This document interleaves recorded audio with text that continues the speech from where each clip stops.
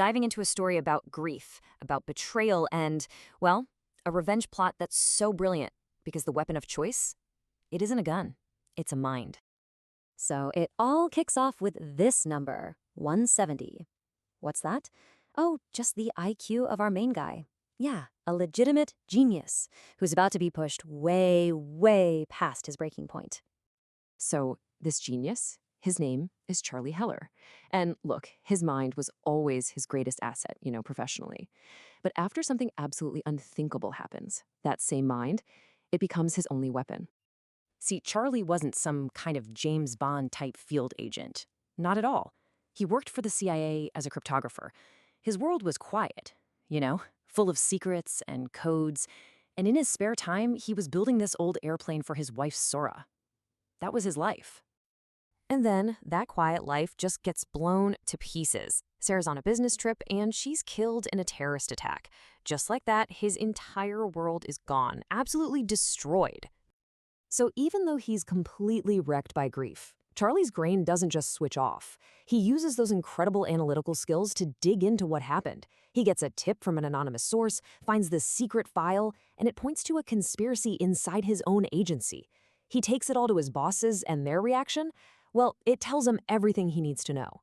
They don't just dismiss it, they actively block him. They even have the nerve to suggest he get therapy. It's not just a cover-up, it's a slap in the face. And that's the moment it all changes. Charlie realizes the system he dedicated his life to is totally corrupt. So he makes a decision. He's not going to be a victim. No way. He is going to become an instrument of justice, his own justice. And how does he do it? He takes those same secret files, the very proof they tried to bury, and he blackmails them, his own bosses. But he doesn't ask for money or a promotion. His demand is something else entirely. He basically tells them, you are going to train me. You're going to teach me how to fight because I'm going to kill every single person responsible for my wife's death. So they start training him, and his whole approach is, well, it's different.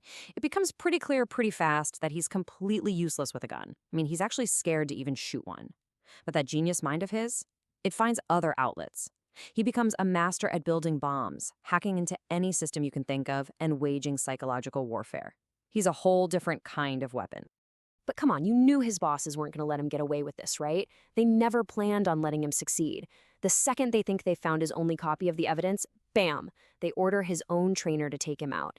But here's the thing about Charlie. He's always 3 steps ahead. He knew they'd betray him. He'd been secretly recording every single conversation and gets out of the country just in the nick of time.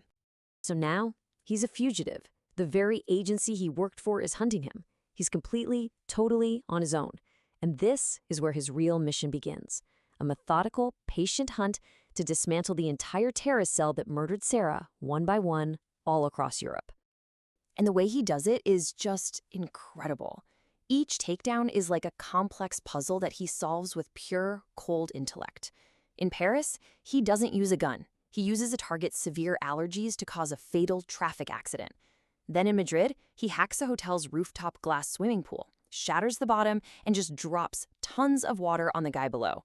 And in Romania, he tricks this greedy arms dealer into a fake deal and takes him out with a booby-trapped weapons crate. It's never about brute force. It's always brains over bullets. Along the way, he finally connects with that anonymous source, a woman who goes by Inkeline. And it turns out she's on her own mission of revenge for her husband. They form this fragile alliance, this little team of 2.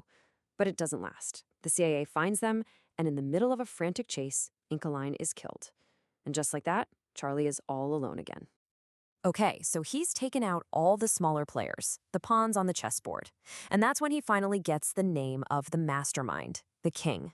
A man named Schiller, the one who ordered the attack that killed Sarah. And where is he? Hiding out on a secure ship in the middle of the Baltic Sea.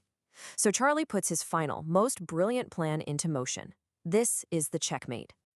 So what's the grand finale? A big shootout? No way. Not for Charlie.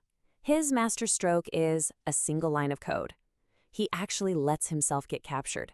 And once he's on board that ship, he hacks everything. Navigation, communications, the whole shebang.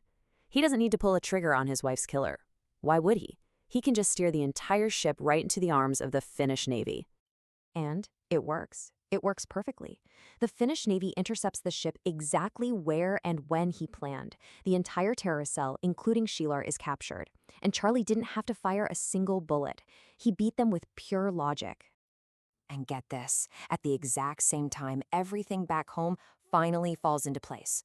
All the evidence Charlie had been collecting and orchestrating, it gets to the right person, the actual CIA director. And with that proof, she finally has what she needs to arrest the real villains, Charlie's corrupt old bosses.